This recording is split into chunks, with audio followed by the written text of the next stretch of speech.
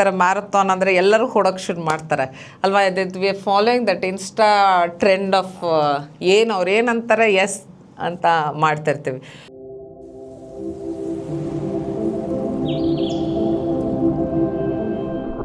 ವಿಶ್ವದ ಹುಮ್ಮನಸ್ಸಿನ ಎಲ್ಲ ಕನ್ನಡಿಗರಿಗೂ ಅಮೋಘಂ ಚಾನಲ್ಗೆ ಸುಸ್ವಾಗತ. ಇವತ್ತು ನಮ್ಮ ಸ್ಟುಡಿಯೋಗೆ ಬಂದಿರೋರು ಅವರ ಬ್ಯುಸಿ ಸ್ಕೆಡ್ಯೂಲಲ್ಲಿ ಅವರು ಬಿಡು ಮಾಡಿಕೊಂಡು ಬಂದಿದ್ದಾರೆ. ಮೈಸೂರಿನ ಖ್ಯಾತ ಪ್ರಸೂತಿ ಮತ್ತು ಸ್ತ್ರೀರೋಗ ತಜ್ಞರಾದ ಡಾಕ್ಟರ್ ಪ್ರಿಯಾಂಕಾ ಮೇಡಮ್ ಅವರು. ನಮಸ್ತೆ ಮ್ಯಾಮ್. ನಮಸ್ತೆ ಮ್ಯಾಮ್. ಡಾಕ್ಟರ್ ಪ್ರಿಯಾಂಕಾ ರವಿಕುಮಾರ್ ಅವರು ಮೈಸೂರಿನ ಪ್ರಸಿದ್ಧ ಪ್ರಸೂತಿ ಮತ್ತು ಸ್ತ್ರೀರೋಗ ತಜ್ಞರು. ಇವರು ಮೈಸೂರಿನ ಮೆಡಿವೇವ್ IVF ಫರ್ಟಿಲಿಟಿ ರಿಸರ್ಚ್ ಹಾಸ್ಪಿಟಲ್ ನಲ್ಲಿ ಕನ್ಸಲ್ಟೆಂಟ್ OBG ಮತ್ತು ಇನ್ಫರ್ಟಿಲಿಟಿ ಸ್ಪೆಷಲಿಸ್ಟ್ ಆಗಿದ್ದಾರೆ. ಕಾಂಗರೂ ಕೇರ್ ಆಸ್ಪತ್ರೆಯಲ್ಲಿ ಕನ್ಸಲ್ಟೆಂಟ್ ಸೈಕೋ ಸೆಕ್ಸುಯಲ್ ಮೆಡಿಸಿನ್ ಆಗಿ ಕಾರ್ಯನಿರ್ವಹಿಸುತ್ತಿದ್ದಾರೆ. ನ್ಯೂ ಪ್ರಿಯದರ್ಶಿನಿ ಹಾಸ್ಪಿಟಲ್ ನಲ್ಲಿ ಕನ್ಸಲ್ಟೆಂಟ್ ಆಗಿದ್ದಾರೆ ಮತ್ತು ಬೃಂದಾವನ ಹಾಗೂ ಮದರ್ವುಡ್ ಆಸ್ಪತ್ರೆಗಳಲ್ಲಿ ವಿಸಿಟಿಂಗ್ ಕನ್ಸಲ್ಟೆಂಟ್ ಆಗಿದ್ದಾರೆ. ನಮ್ಮ ಚಾನೆಲ್ನ ಈ ಸಂಚಿಕೆಗೆ ನಿಮಗೆ ಸುಸ್ವಾಗತ ಮೇಡಮ್. Thank you. ನಮಗೆ ಮಹಿಳೆಯರ ಆರೋಗ್ಯ ಅಂದ್ರೆ ಅದು ಯಾವುದಕ್ಕೆ ಸಂಬಂಧಪಟ್ಟಿದೆ ಅನ್ನುವಾಗ ಯೋಚನೆ ಬರೋದು ಋತುಚಕ್ರ ಸಮಸ್ಯೆ ಇರ್ಬೋದು, ಅಥವಾ ಹೆರಿಗೆ ಸಮಯದ ಸಮಸ್ಯೆಗಳಿರ್ಬೋದು, ಇಲ್ಲ ಮೆನೋಪಾಸ್ ಇರ್ಬೋದು. ಈ ತರ ಕೆಲವು ಮಾತ್ರ ಸೀಮಿತವಾದ ವಿಷಯಗಳು ಮಹಿಳೆಯರ ಆರೋಗ್ಯಕ್ಕೆ ಅಂತ ಅನ್ಕೊಳ್ತೀವಿ. ಆದ್ರೆ ಆತರ ಇಲ್ಲ, ಅದಕ್ಕೂ ಹೆಚ್ಚಿನ ವಿಷಯಗಳು ಎಷ್ಟೋ ಮನೆಗಳಲ್ಲಿ ಈಗಲೂ ದೊಡ್ಡ ಸಮಸ್ಯೆಗಳಾಗಿ ಹೆಣ್ಣು ಮಕ್ಕಳಿಗೆ ಕಾಡ್ತಾ ಇದೆ. ಆದ್ರೆ ಅದನ್ನ ಯಾರು ಮಾತಾಡ್ತಾ ಇಲ್ಲ. ಅಂತೆ ವಿಷಯಗಳು ಏನಿರ್ಬೋದು ಅದರ ಬಗ್ಗೆ ಬೆಳಕು ಚೆಲ್ಲಲಿಕ್ಕೆ ಇವತ್ತು ನಾನು ನಮ್ಮ ವೈದ್ಯರನ್ನ ಕೇಳ್ಕೊಳ್ತಾ ಇದ್ದೀನಿ. ಮೇಡಮ್, ನಮ್ಮ ಮಹಿಳೆಯರ ಆರೋಗ್ಯ ಅಂದ್ರೆ ಅದು ಯಾವ ಯಾವ ವಿಷಯಕ್ಕೆ ಸಂಬಂಧಪಟ್ಟಿದೆ ಮೇಡಮ್? ಈಗ ನಾವು ಮಹಿಳೆಯ ಆರೋಗ್ಯದ ಬಗ್ಗೆ ಬಂದರೆ ನಮಗೆ ಫಸ್ಟ್ ಬರೋದು ಒಂದು ಋತುಚಕ್ರದ ಸಮಸ್ಯೆ ಇರ್ಬೋದು, ಇಲ್ಲ ಅಂತಂದರೆ ಹೆರಿಗೆಗೆ ಸಂಬಂಧಪಟ್ಟದ್ದು, ಅಥವಾ ಮೆನೋಪಾಸ್. ಇಷ್ಟೇನಾ ನಮ್ಮದು ಮಹಿಳೆಯರ ಆರೋಗ್ಯ ಅನ್ನೋ ಒಂದು ಕ್ವೆಶ್ಚನ್ ಬರುತ್ತೆ. ಆದರೆ ಮಹಿಳೆಯರ ಆರೋಗ್ಯಕ್ಕೆ ಈಗ ದೈಹಿಕ ಆರೋಗ್ಯ, ಮಾನಸಿಕ ಆರೋಗ್ಯ, ಹಾರ್ಮೋನ್ ಸಮತೋಲನೆ, ಪೆಲ್ವಿಕ್ ಆರೋಗ್ಯ, ಲೈಂಗಿಕ ಆರೋಗ್ಯ ಮತ್ತು ಮಾನಸಿಕ ಆರೋಗ್ಯ ಎಲ್ಲ ಸಂಪೂರ್ಣವಾಗಿ ಇದ್ದಲ್ಲಿ ನಮಗೆ ಕ್ವಾಲಿಟಿ ಆಫ್ ಲೈಫ್ ಅಂತ ಏನಂತೀವಿ, ಗುಣಮಟ್ಟದ ಆರೋಗ್ಯ ಅಂತ ಏನಂತೀವಿ, ಅದನ್ನು ನಾವು ಅಚೀವ್ ಮಾಡ್ಕೋಬೋದು. ಮೇಡಮ್, ತುಂಬ ಚೆನ್ನಾಗಿ ಹೇಳಿದ್ರಿ. ಅಂದರೆ ಈಗ ನೀವು ಹೇಳಿದ್ರಲ್ಲಿ ಲೈಂಗಿಕ ಆರೋಗ್ಯ ಅನ್ನೋ ಒಂದು ವಿಷಯನೂ ಹೇಳಿದ್ರಿ. ಸಾಮಾನ್ಯವಾಗಿ ಹೇಳಬೇಕು ಅಂದರೆ ಲೈಂಗಿಕ ಆರೋಗ್ಯ ಅನ್ನೋ ಪದಗಳನ್ನ ಬಳಸೋದಕ್ಕೇ ಸಂಕೋಚ ಪಡ್ತಾರೆ. ಅದ್ರ ಬಗ್ಗೆ ನೀವು ಏನು ಹೇಳ್ತೀರಾ ಮೇಡಮ್? ಈಗ ಲೈಂಗಿಕ ಆರೋಗ್ಯವನ್ನು ನಾವು ಯಾವತ್ತೂ ವೈದ್ಯಕೀಯ ದೃಷ್ಟಿಯಿಂದ ನೋಡೇ ಇಲ್ಲ ಅಲ್ವಾ. ಈಗ ಹೇಳಬೇಕು ಅಂದರೆ ನಾವು ಅದನ್ನು ಬೇರೆ ರೀತಿಯೇ ಅದೇನೋ ಅಸಮತೋಲನವಾದದ್ದು ಅಥವಾ ನಮಗೆ ಹೇಳಬಾರ್ದು ಹೇಳ್ತಾ ಇದ್ದೀವಿ ಅನ್ನೋ ದೃಷ್ಟಿಯಿಂದ ನೋಡಿದ್ದೀವಿ ಬಿಟ್ಟರೆ ವೈದ್ಯಕೀಯ ಒಂದು ಭಾಗ ಎಂದು ನಾವು ಪರಿಗಣಿಸಿದೇ ಇಲ್ಲ. ಇದು ಸರ್ವೇ ಸಾಮಾನ್ಯ, ಲೈಕ್ ಡಯಾಬಿಟಿಸ್ ಇರ್ಬೋದು.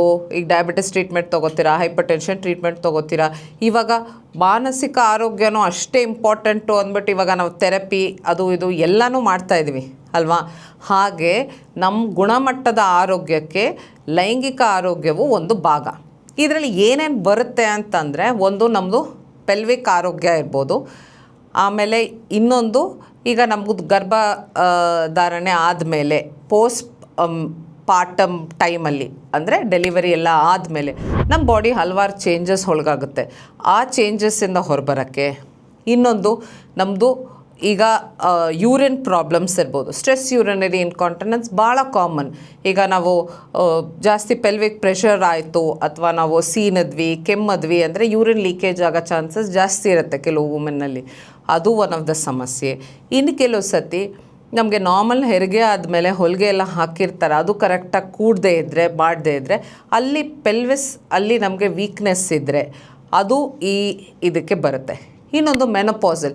ಸೊ ಎಷ್ಟೋ ಜನ ಮೆನೋಪಾಸ್ ಅಥವಾ ಪೆರಿಮೆನೋಪಾಸಲ್ ಏಜ್ ಗ್ರೂಪ್ ಅಂದರೆ ನಾವು ಒಂದು 40 ಮೇಲೆ ಯಾವಾಗ ಇರ್ತೀವಿ ಆವಾಗ ಎಷ್ಟೋ ಹಲವಾರು ಮಹಿಳೆಯರಿಗೆ ವೆಜೈನಲ್ ಡ್ರೈನೆಸ್ ಇರ್ಬೋದು, ಅಥವಾ ಬೇರೆ ಬೇರೆ ರೀತಿ ಹಾರ್ಮೋನ್ ಇಂಬ್ಯಾಲೆನ್ಸ್ ಆಗಿ ಅಲ್ಲಿ ತೊಂದರೆ ಆಗ್ತಾ ಇರ್ತದೆ, ಅಥವಾ ರಿಪೀಟೆಡ್ ವೆಜೈನಲ್ ಇನ್ಫೆಕ್ಷನ್ಸ್ ಇರ್ಬೋದು.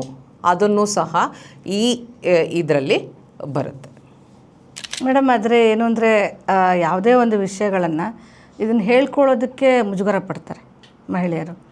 ಅಂದರೆ ಹೇಗೆ ಹೇಳ್ಕೊಳ್ಳೋದು ಅಂತ ಮುಚ್ಚಿಟ್ಬಿಡ್ತಾರೆ. ಅವ್ರಿಗೆ ನಿಮ್ಮ ಸಲಹೆ ಏನು ಹೇಳ್ತೀರಾ ಮೇಡಮ್?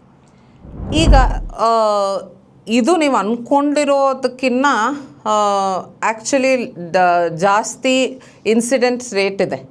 ಸೊ ನಾವು ಅಂದ್ಕೊಂಡಿರ್ಬೋದು ಇದು ಏನು ಯಾರಿಗೋ ಒಬ್ರಿಗಾಗ್ಬೋದು ಅಥವಾ ಇದು ಕಾಮನ್ ಅಲ್ಲ ಅಂತ, ಬಟ್ ಇದು ಸರ್ವೇ ಸಾಮಾನ್ಯವಾಗಿ ಕಾಣಿಸ್ಕೊತದೆ.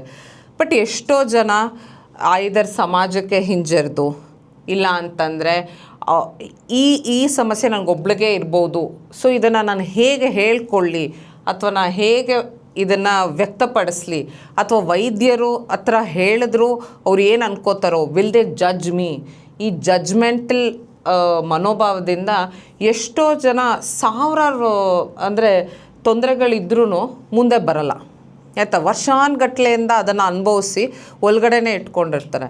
ಆಮೇಲೆ ನನ್ನ ಹತ್ರ ಬಂದಾಗ ಎಷ್ಟೋ ಸತಿ ಕೊನೆಗೆ ಎಲ್ಲ ಹಸ್ಬೆಂಡು ಏನೋ ಅತ್ತೆ ಅಥವಾ ತಾಯಿ ಯಾರು ಆಚೆ ಹೋದ್ಮೇಲೆ, ಮೇಡಮ್ ನನಗೆ ಎಲ್ಲ ನಾರ್ಮಲ್ ಇದೆ ಅನಿಸ್ತಾ ಇದೆ, ಬಟ್ ಈ ಸಮಸ್ಯೆ ಇದೆ ಅಂತ ಗುಟ್ಟಾಗಿ ಹೇಳ್ಕೊಳೋದು ಉಂಟು.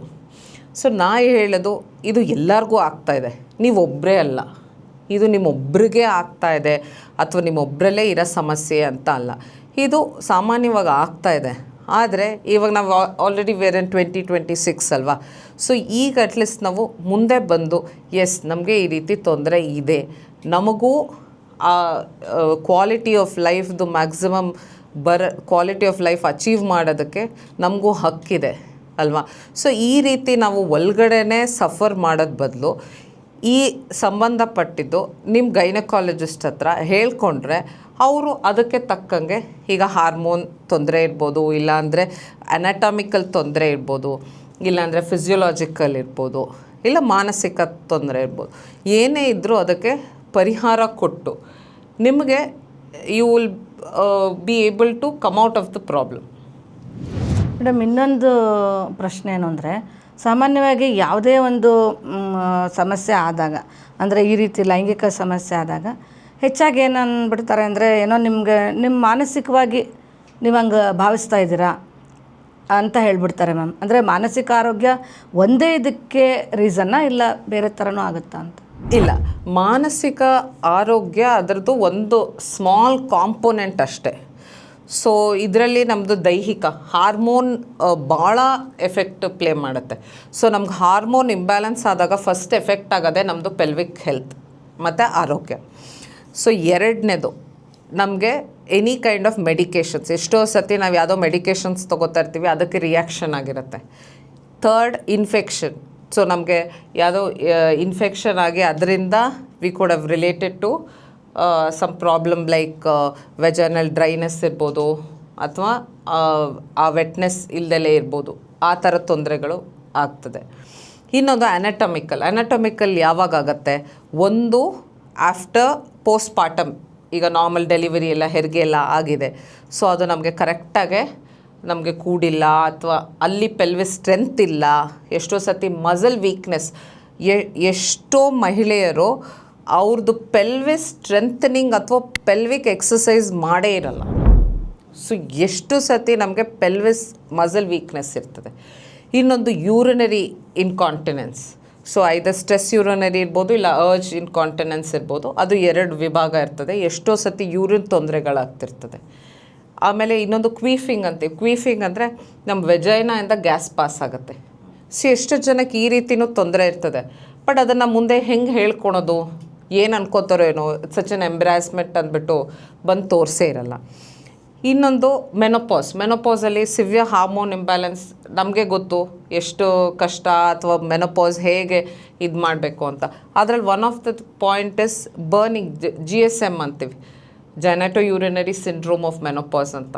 ಸೊ ಅದರಲ್ಲಿ ಒಂಥರ ಬರ್ನಿಂಗ್, ಇಚ್ಚಿಂಗ್ ಅಥವಾ ಡ್ರೈನೆಸ್ಸಿಂದ ಅವ್ರಿಗೆ ಭಾಳ ಡಿಸ್ಕಂಫರ್ಟ್ ಆಗ್ತಿರುತ್ತೆ. So there are many causes. It is not.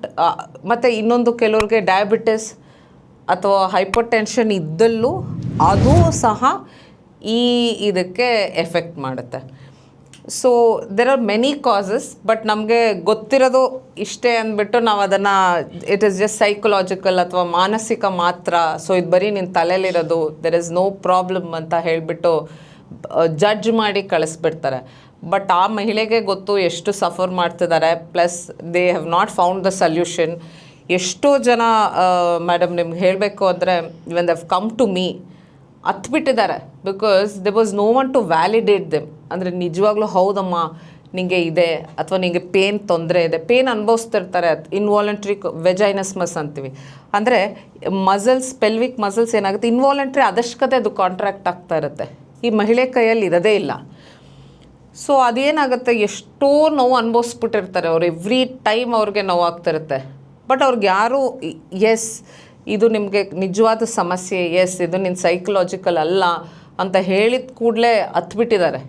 ಯಾಕಂದರೆ ಅವ್ರಿಗೆ ಅಟ್ಲೀಸ್ಟ್ ಅಷ್ಟಕ್ಕಾದ್ರೂ ನಮಗೆ ಪರಿಹಾರ ಸಿಗ್ತಿದೆ ಅಥವಾ ನಮಗೆ ಏನೋ ಒಂದು ಫೈನಲಿ ಒಂದು ಸೊಲ್ಯೂಷನ್ ಅನ್ನೋದು ಎಲ್ಲೋ ಒಂದು ವ್ಯಾಲಿಡೇಷನ್ ಅಟ್ಲೀಸ್ಟ್ ಸಿಗ್ತಾ ಇದೆ ಅನ್ನೋ ಇದುವರೆಗೂ ಬಂದಿರ್ತಾರೆ. ಬಟ್ ನಾನು ಹೇಳೋದು ಅಷ್ಟು ಇಯರ್ಸ್ ಆಫ್ ಸಫರಿಂಗ್ ಬೇಡ. So whenever you find that you have some problem among whatever I have said, ಬಂದು ವೈದ್ಯರಲ್ಲಿ ಕನ್ಸಲ್ಟ್ ಮಾಡಿದ್ರೆ probably you may not suffer so much. ಒಂಚೂರು ಬೇಗನೆ ನಿಮಗೆ ಹೆಲ್ಪ್ ಸಿಗುತ್ತೆ, ಸೊಲ್ಯೂಷನ್ ಸಿಗುತ್ತೆ. ಮ್ಯಾಮ್, ಆಮೇಲೆ ಇನ್ನೊಂದು ಪ್ರಶ್ನೆ ಅಂದರೆ, ನೀವು ಹೇಳಿದ್ರಿ ತುಂಬ ಸಮಸ್ಯೆಗಳ ಬಗ್ಗೆ ಹೇಳಿದ್ರಿ. ಈ ಪ್ರಾಬ್ಲಮ್ಸ್ಗೆ ಎಲ್ಲರಿಗೂ ಒಂದೇ ರೀತಿ ಸೊಲ್ಯೂಷನ್ ಇರುತ್ತೆ, ಅಲ್ಲ ಅದರಲ್ಲೂ ಡೈವರ್ಸಿಟಿ ಇರುತ್ತಾ ಅಂತ? ಇಲ್ಲ ಮ್ಯಾಮ್, ಅದು ಹೇಗೆ ಅಂದರೆ ನಾವು ಏನು ತೊಂದರೆ, ಈಗ ನಮ್ಮದು ಇದರಲ್ಲಿ ಹಲವಾರು ಫೇಸಸ್ ಇರುತ್ತೆ. ಸೊ ನಾವು ನಿಮಗೆ ತೊಂದರೆ ಯಾವ ಫೇಸಲ್ಲಿ ಆಗ್ತಾಯಿದೆ, ಪ್ಲಸ್ ಅದು ಎಷ್ಟರ ಮಟ್ಟಿಗೆ ಡಿಸ್ಟ್ರೆಸ್ ಆಗ್ತಾಯಿದೆ ಅಥವಾ ನಿಮಗೆ ಎಷ್ಟರ ಮಟ್ಟಿಗೆ ತೊಂದರೆ ಕೊಡ್ತಾಯಿದೆ ಅದನ್ನು ನೋಡಿ ಅದನ್ನು ಕರೆಕ್ಟ್ ಮಾಡ್ದಲ್ಲಿ. ಇವಾಗ ನಾನು ಹೇಳಿದೆ, ಈಗ diabetes that can lead to all these problems. ನಿಮಗೆ sugar correction, diet, metabolic correction ಅದೆಲ್ಲ ಆಯಿತು ಅಂದರೆ ಇಂಪ್ರೂವ್ ಆಗುತ್ತೆ. Say for example stress urinary incontinence, pelvic ಸ್ಟ್ರೆಂಥನಿಂಗೇ ಮಾಡ್ಕೊಂಡಿಲ್ಲ ಎಷ್ಟೋ ಮಹಿಳೆಯರು ಅಂತ ಹೇಳ್ತಾ ಇದೆ ನಿಮಗೆ. ಸೊ ಪೆಲ್ವಿಕ್ ಸ್ಟ್ರೆಂಥನಿಂಗ್ ಎಕ್ಸಸೈಸಸ್ ಮತ್ತು ಪೆಲ್ವಿಕ್ ಸ್ಟ್ರೆಂಥನಿಂಗ್, ಮಸಲ್ ಸ್ಟ್ರೆಂಥನಿಂಗ್ ಹೇಗೆ ಮಾಡೋದು, like what is lacking in their body, why is it anatomically failing ಅಂತಂದರೆ ಅದು. ಈಗ ಹಾರ್ಮೋನ್ ಇಂಬ್ಯಾಲೆನ್ಸ್ ಎಷ್ಟೋ ಜನಕ್ಕೆ ಲೈಕ್ ಈಗ PCOD ಎಲ್ಲ ಕೇಳಿರ್ಬೋದು ನೀವು. ಸೊ ಸುಮಾರು ವೇರಿಯೇಷನ್ಸ್ ಆಫ್ ದ ಹಾರ್ಮೋನ್ಸಿಂದ ಈ ರೀತಿ ಆಗಿರುತ್ತೆ. ಸೊ ಅವಾಗ ನಾವು ಹಾರ್ಮೋನಲ್ ಕರೆಕ್ಷನ್ಸ್ ಏನಿದೆ ಅದನ್ನು ಮಾಡ್ದಲ್ಲಿ ನಮಗೆ ಇದಾಗುತ್ತೆ. ಇನ್ನೊಂದು ಮೆನೋಪಾಸಲ್ಲಿ, so menopause is not the end of life ಅಲ್ವಾ. ಈಗ ನಮಗೆ ಎಷ್ಟೋ ಹಿಂದಿನ ಕಾಲದಲ್ಲಿ ನೀವೇ ಕೇಳಿರ್ಬೋದು, ಇನ್ನೇನು ಮುಟ್ಟು ನಿಲ್ತು ಮುಗೀತು so it is not the end of life ಇವಾಗ. ಸೊ ಎಷ್ಟೋ ರೀಜನರೇಟಿವ್ ಪ್ರೊಸೀಜರ್ಸ್ ಬಂದಿದೆ. ಅಂದರೆ you can bring back the lost ಇದರ ಥರ. ಬಟ್ ಅದೆಲ್ಲ ಸುಮಾರು ರಿಸರ್ಚಲ್ಲಿದೆ. ಎಲ್ಲರಿಗೂ ಸೇಮ್ ಟ್ರೀಟ್ಮೆಂಟ್ ಆಗಲಿ ಅಥವಾ ಎಲ್ಲರಿಗೂ ಸೇಮ್ ರಿಸಲ್ಟ್ಸ್ ಬರುತ್ತೆ ಅನ್ನೋದಾಗಲಿ ತಪ್ಪು. It is always a subjective, tailor made, customised treatment protocol ಅಂತ ಏನಂತೀವಿ, ಅದನ್ನು ನಾವು ಫಾಲೋ ಮಾಡಿದಲ್ಲಿ I think we get very good results. So ಈಗ ರೀಜನರೇಟಿವ್ ಟೆಕ್ನಾಲಜಿನೂ ಬಹಳಷ್ಟು ಇಂಪ್ರೂವ್ಮೆಂಟ್ ಕಂಡಿದೆ ಇವಾಗ. And it's still in research, it's showing good results even with our centre. Ma'am, ಈಗ ನೀವು ಜನರಲ್ಲಾಗಿ ಎಲ್ಲ ಮಹಿಳೆಯರಿಗೂ ನಿಮ್ಗೆ ಏನಾದ್ರು ಸಮಸ್ಯೆ ಇದ್ದರೆ ಬಂದು ನೀವು ಕನ್ಸಲ್ಟ್ ಮಾಡಿ ಅಂತ ಡಾಕ್ಟ್ರನ್ನ ಅಂತ ಹೇಳಿದ್ರಿ. ಅದನ್ನು ಬಿಟ್ಟು ಸುಮ್ಮನೆ ಜನರಲ್ಲಾಗಿ ಯಾವ ರೀತಿ ಅವ್ರ ಆರೋಗ್ಯನ ಕಾಪಾಡ್ಕೊಳ್ಳೋಕ್ಕೆ ನೀವೇನಾದ್ರು ಟಿಪ್ಸ್ ಹೇಳ್ಬೋದಾ ಮ್ಯಾಮ್? ಎಸ್, ಇದು ಭಾಳ ಇಂಪಾರ್ಟೆಂಟ್ ಕ್ವೆಶ್ಚನ್ ಆ್ಯಕ್ಚುಲಿ ಮ್ಯಾಮ್. ಇದರಲ್ಲಿ ಎರಡು ಭಾಗ ಆಗಿ ನಾವು ಮಾಡ್ಕೋಬೋದು. ಒಂದು very very important thing is nutrition. ಆಯಿತಾ, ಎಷ್ಟೋ ಜನ ಮಹಿಳೆಯರು ನಾನು ಸಾಮಾನ್ಯವಾಗಿ ನೋಡಿರೋದು ಹೇಗೆ ಅಂದರೆ, ಈಗ ಮಕ್ಳಿಗಾಗಲಿ ಅಥವಾ ಈಗ ಹಸ್ಬೆಂಡ್ಸ್ಗಾಗಲಿ ಅವರೆಲ್ಲನೂ ಹಾಕಿ ಕೊಟ್ಬಿಟ್ಟಿರ್ತಾರೆ, ಪಲ್ಯ ಕಾಳು ಅದು ಇದು ಎಲ್ಲ ಅವ್ರು ತಿನ್ನಲಿ, ಅವ್ರು ಚೆನ್ನಾಗಿರಲಿ. ಆಯಿತಾ, ಈಗ ನಮ್ಮ ಹಾರ್ಮೋನ್ ಒಂದು ಕವಚ ಇದ್ದಂಗೆ, ಅದು ಇರೋವರೆಗೂ ಓಕೆ. ಬಟ್ ಅದ್ರದ್ದು ಏನಾರು ಇಂಬ್ಯಾಲೆನ್ಸ್ ಆಯಿತು ಇಲ್ಲ ಅಂತಂದರೆ ನಮಗೆ ಮೆನೋಪಾಸ್ ಹತ್ರ ಬರ್ತಾ ಸುಮಾರು ಜನ ನಂಗೆ ಇವಾಗ ಮುಂಚೆ ಥರ ಇಲ್ಲ ಆರೋಗ್ಯ, ಅಥವಾ ನಂಗೆ ಮುಂಚೆ ಥರ ಎತ್ತಕ್ಕಾಗ್ತಾಯಿಲ್ಲ ಏನಕ್ಕೆ ಇದೆಲ್ಲ ಆಗ್ತಾಯಿದೆ ಅಥವಾ why is their body failing ಅನ್ನೋದಕ್ಕೆ ಮೇನ್ ಕಾರಣನೇ ನ್ಯೂಟ್ರಿಷನ್. ಯಾಕಂದರೆ ಅವ್ರ ಆರೋಗ್ಯದ ಬಗ್ಗೆ ಅವರು ಗಮನ ಕೊಟ್ಟಿರಲ್ಲ. So this is very very basic. ಇದು ಏನು ಅಂದರೆ ಒಂದು ವೆಲ್ ಬ್ಯಾಲೆನ್ಸ್ಡ್ ಡಯಟ್. ನಾವು 6th ಸ್ಟ್ಯಾಂಡರ್ಡ್ ಟೆಕ್ಸ್ಟ್ ಬುಕ್ಸಲ್ಲಿ ಕ್ವೆಶನ್ ಆನ್ಸರಲ್ಲಿ ಹೇಳ್ಕೊಟ್ಟಿರ್ತೀವಿ ವೆರಿ ವೆಲ್ ಬ್ಯಾಲೆನ್ಸ್ಡ್ ಡಯಟ್ ಅಂತ. ಸೊ ನಮಗೆ ಪ್ರೋಟೀನ್, ಆಮೇಲೆ ಕ್ಯಾಲ್ಶಿಯಮ್, ಐರನ್, ಆಮೇಲೆ ವಿಟಮಿನ್ಸ್, ಆಮೇಲೆ ಕಾರ್ಬೋಹೈಡ್ರೇಟ್ಸ್, ಫ್ಯಾಟ್ಸ್, ಇದು ಎಲ್ಲನೂ ನಮಗೆ ಒಂದು ಪ್ರಪೋರ್ಷನಲ್ಲಿ ಬೇಕು. ಸೊ ನಾವು ಎಷ್ಟೋ ಸತಿ ಅದನ್ನು ನೆಗ್ಲೆಕ್ಟ್ ಮಾಡಿರ್ತೀವಿ. ಆಮೇಲೆ ಡಯಟ್ ಅನ್ನೋ ಹೆಸರಲ್ಲಿ ಉಷ್ಣಾಂಶ ತಿನ್ನಬೇಡ ಅಂದ ತಕ್ಷಣ ಶೀತದ ತಿನ್ನೋದು, ಶೀತದ ತಿಂದ ತಕ್ಷಣ ಕೋಲ್ಡ್ ಆಯಿತು ಅನ್ನೋದು, ಇನ್ನೇನೋ ತಿನ್ನೋದು, ಇಟ್ ಈಸ್ ರಾಂಗ್. ನಮ್ದು ಆ್ಯಕ್ಚುಲಿ ಮುಂಚೆ ಹಳೆ ಕಾಲದಲ್ಲಿ ತಿನ್ನೋರು ಕರೆಕ್ಟಾಗಿ ಅವ್ರದ್ದು ಆರೋಗ್ಯ ಹೇಗೆ ಅಷ್ಟು ಚೆನ್ನಾಗಿತ್ತು ಅಂದರೆ ಅವ್ರದ್ದು ಬ್ಯಾಲೆನ್ಸ್ಡ್ ಇತ್ತು. ಅವ್ರ ಲೈಫ್ ಸ್ಟೈಲ್ ಆಗಲಿ, ಅವ್ರದ್ದು ಇದಾಗಲಿ, ಅವ್ರ ಈಟಿಂಗ್ ಹ್ಯಾಬಿಟ್ಸ್ ಆಗಲಿ, ಉಷ್ಣದ ತಿಂದ ತಕ್ಷಣ ಅದ್ರ ಜೊತೆ ಈಗ ಉಪ್ಸಾರು ಅಂದ ತಕ್ಷಣ ಮುದ್ದೆ ಇರೋದು, ಬಿಕಾಸ್ ಮುದ್ದೆ is A little cooling. So ಆ ರೀತಿ ನಮಗೆ ಎಲ್ಲ ರಾಗಿ ಇದು ಎಲ್ಲನೂ ಸಮನಾಗಿತ್ತು. ಈಗ because of the sedentary life style ಆಗಿರ್ಬೋದು, ಕಲ್ಚರ್ ಆಗಿರ್ಬೋದು, ಅಥವಾ ಫಾಸ್ಟ್ ಮೂವಿಂಗ್ ಇದಿರ್ಬೋದು, ನಾವು ಆರೋಗ್ಯದ ಬಗ್ಗೆ, ನ್ಯೂಟ್ರಿಷನ್ ಬಗ್ಗೆ ಅಷ್ಟು ಗಮನ ಕೊಟ್ಟಿಲ್ಲ. ಬಟ್ ಈಗ ನಾನು ಎಷ್ಟೋ ಜನಕ್ಕೆ ಫಸ್ಟ್ ಆ್ಯಂಡ್ ಫಾರ್ಮೋಸ್ಟ್ ನಾನು ಟ್ರೀಟ್ಮೆಂಟ್ ಅಂತ ಬಂದ ತಕ್ಷಣ ಹಾಕೋದೆ ನ್ಯೂಟ್ರಿಷನ್. ಬಿಕಾಸ್ ಅವ್ರದ್ದು ಆಹಾರದ್ದು ಏನು ತೊಗೊಂಡ್ರೆ ಏನಕ್ಕೆ ಅವ್ರ ಬಾಡಿ ಹಿಂಗಾಯಿತು, ಏನಿದ್ರೆ ಏನು ಅನ್ನೋದು ಇಂಪಾರ್ಟೆಂಟ್. ಸೆಕೆಂಡ್, ಈಗ ಇನ್ನೊಂದು ಟ್ರೆಂಡ್ ಏನು ಶುರು ಆಗಿದೆ ಅಂದರೆ, ಈಗ ಇನ್ಸ್ಟಾಗ್ರಾಮಲ್ಲಿ ಮೆಗ್ನೀಷಿಯಮ್ ಬಂತು, ನಿದ್ದೆ ಬರೋಕ್ಕೆ ಮೆಗ್ನೀಷಿಯಮ್ ತೊಗೊಳ್ಳಿ ಅಲ್ವಾ. ಸೊ ಈಗ ಇದಕ್ಕೆ ಇದು ತೊಗೊಳ್ಳಿ, ಕ್ರಿಯಾಟಿನ್ ತೊಗೊಂಬಿಡಿ, muscle develop. No, it is not. ನಾನು ಏನು ಹೇಳೋಕ್ಕೆ ಇಷ್ಟಪಡ್ತೀನಿ ಅಂದರೆ, ದಯವಿಟ್ಟು if you planning to do all those ಮಾಡಬೇಡಿ. ನಿಮ್ಮ ವೈದ್ಯರಲ್ಲಿ ಕನ್ಸಲ್ಟ್ ಮಾಡಿ, ಸಿ ಯೋರ್ ಲೆವೆಲ್ಸ್ ಎಷ್ಟಿದೆ, ಏನು ಅವಶ್ಯಕತೆ ಇದ್ದಲ್ಲಿ ನಿಮ್ಮ ವೈದ್ಯರೇ ನಿಮಗೆ ಆ ಸಪ್ಲಿಮೆಂಟ್ಸ್ ಮತ್ತು ಇದು ಕೊಡ್ತಾರೆ.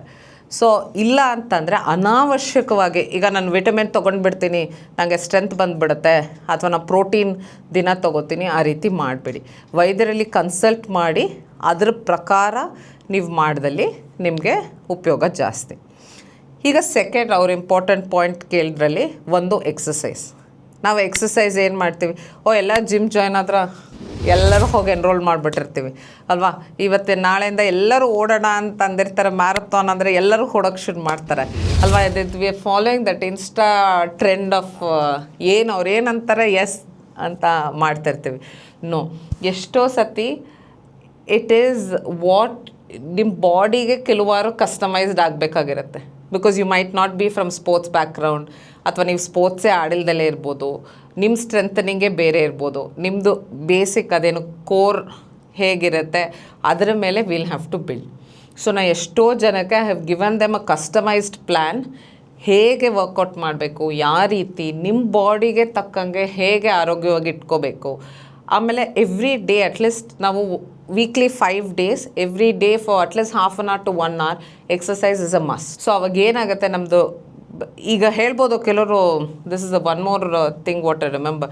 ಈಗ ಎಷ್ಟೋ ಜನ, ಮ್ಯಾಮ್ ನಾನು ಬಿಡ್ದಲೆ ಬೆಳಗ್ಗೆ 5 ಗಂಟೆಗೆ ಎದ್ದೋಳು ರಾತ್ರಿ 11 ಗಂಟೆವರೆಗೂ ಮನೆ ಕೆಲಸ ಮಾಡ್ತೀನಿ. It is not workout.